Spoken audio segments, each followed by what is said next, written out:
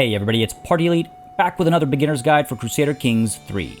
Today we're taking a look at 5 more dirty tricks, because, and I suppose I shouldn't be surprised, you seem to enjoy my first set of 5.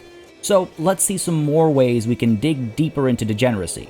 Once again, I try to avoid the world of exploits per se, and I don't see these as such. They all have a serious chance of failure or otherwise blowing up in your face, but a proper scheming lord would likely attempt at least some of these. Now, a long intro would get me assassinated, I'm sure, so let's dive in.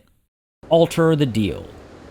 When a war comes to an end, if you were the attacker, things tend to come to an abrupt halt. Winning feels great, sure, but sometimes all it brings with it is a small new parcel of land, and then you have to wait a couple of years before pushing your other claims, because you and your target will have a truce. Sometimes, time is not on your side. You might be getting old, or perhaps you sense somebody else is about to make a move on something you want. Fortunately, you have the opportunity to alter the deal. A quick murder plot, or if you have the kidnapper perk, a quick abduction plot followed by an execution, can do exactly that. And when the titles pass on to your target's children, you'll notice the truce no longer exists, because the person you made the truce with is dead. Truces exist between people, not kingdoms or empires. Get rid of one of the people, get rid of the truce.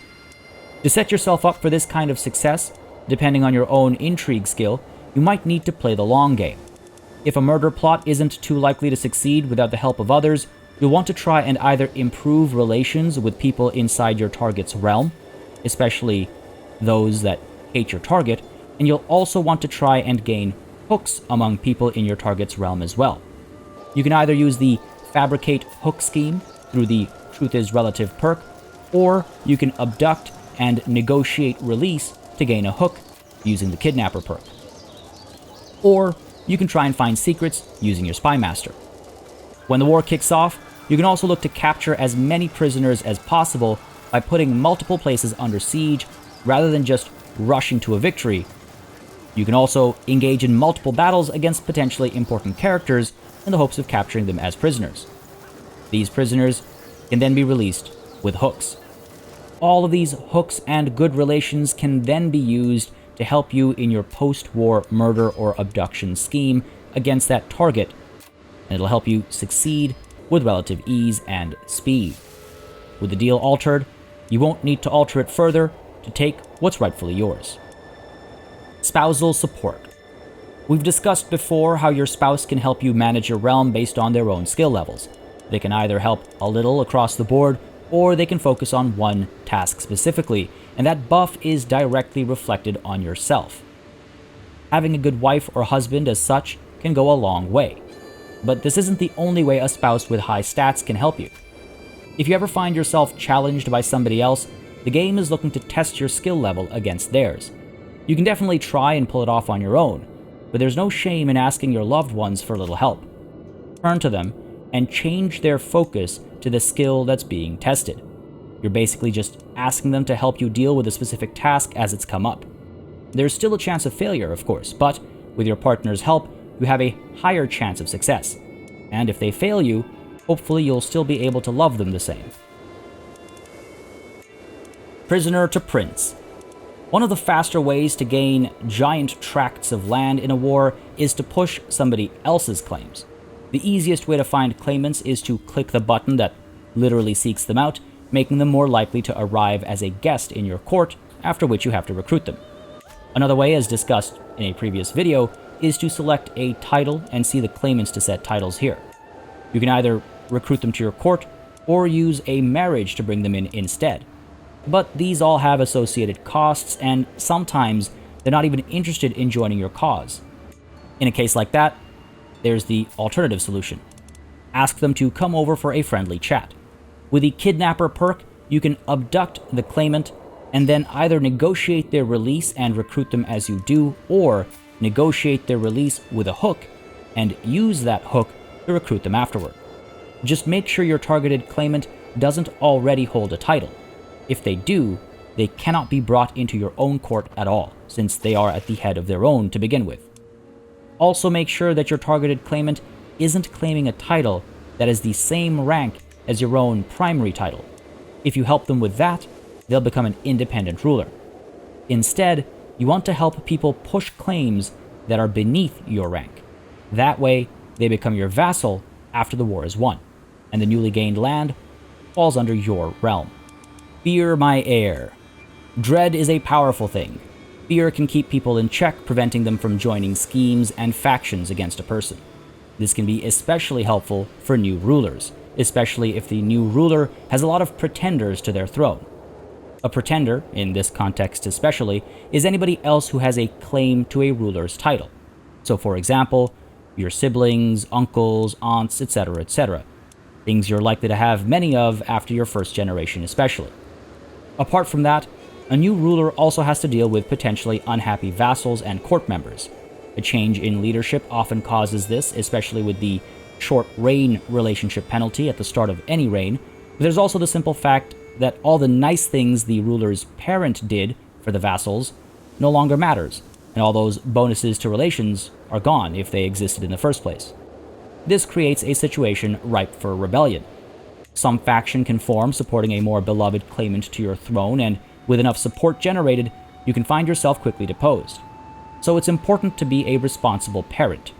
If you know death is coming, whether it's because of the Know Thyself perk that literally warns you a year before you die of natural causes, or it's because you're getting old or your health is poor, if you know death is coming, try and collect a few prisoners for your heir, either through abduction or warfare or just tyrannical imprisonment of potential problematic people.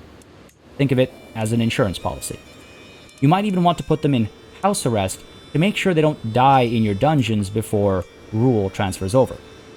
Now, when the heir does take over, that heir can show his subjects that their new lord means business. A high enough dread will terrify almost everybody, and you can maintain a high dread or improve relations in other ways so that ruling through terror is no longer needed in your older years. Nothing whips a subject into shape better than literally whipping somebody else into submission. Primo Geniture. Primogeniture is a type of succession that makes sure all of your titles pass directly to your eldest child of the right inheriting gender. This is the flip of ultimogeniture, where the youngest child of inheriting gender gets all of the titles instead. What I propose here instead is primogeniture, that is to say, picking the best child to inherit, and setting them up to gain all of your titles without an election. This one has a few prerequisites, and certainly comes at a cost, but if you're looking to just hold the largest piece of land, I don't think either of these costs hurt you in a role-playing, characterful sense, though they will take away from min-maxing, if that's your thing. You can do this in any era, without the need for any specific innovations. It is a great way to avoid the pitfalls of Confederate partition, or any partition system really. These can all see your realm reduced in size as siblings inherit titles starting from the top rank, and then you have to war or hope for their death to get those titles back to your primary heir that you'll be playing as. The first catch here is that you have to be the dynasty head. This involves being the most powerful house head, so if you're not already dynasty head or at least a house head, you might need to make your own cadet branch to become a house head, and then you just have to grow your realm stronger and stronger to eventually overtake the current dynasty head's strength, thus becoming the dynasty head yourself. As you're doing all this, make sure to groom your heir, preferably the oldest one, but again, with this method you can pick anybody to be the inheritor of all your titles. So figure out who that is, and make sure you raise them right, as discussed in the first video in this playlist. You can find that linked in the description down below. When the time comes to pick your heir, close to the end of your life, you can simply disinherit all of the heirs that aren't of primo quality. This removes them from the line of succession completely, basically casting them out of the dynasty, and also removing any of the implicit claims they have on your titles. If you're their parent, these implicit claims turn into proper claims that they can use to declare war to fight each other after you die. So by removing these implicit claims, you might prevent a little bit of warfare. This, as you can imagine, is a grave offense, and it definitely reflects poorly on the dynasty. This is why it costs renown and prestige to do so. Renown is very important as it helps improve the dynasty through its own level of splendor and also through legacies, and prestige has quite a few uses as a currency. But in the waning days of a ruler, in order to secure succession, some sacrifices might need to be made. The cost of disinheriting a large number of potential inheritors can be quite cost prohibitive at a certain point, so you might opt to become celibate before you get there, or you might try and remove these potential inheritors from the equation in other ways. But if that's not how you see yourself, this provides an alternative approach, and it's in some ways less sinful as well. You're just a parent with a favorite child. There it is, folks. Another 5 sneaky solutions to circumstances that are likely to come up often in any playthrough of Crusader Kings 3. Have any in particular that you like? Have any ideas of your own? Any success stories you'd like to share? Go for it in the comments below. I always love this stuff in Crusader Kings. If you have any requests for topics to be covered, let me know down below as well. And as always, if you like more strategy gaming and Crusader Kings coverage in your life, make sure you subscribe to this channel. As always, a massive thanks goes out to all of my channel members and patrons for supporting the channel on a monthly basis. Y'all keep us alive and running smoothly. And of course, a big old thanks goes out to each and every one of you for watching. Until next time, cheers.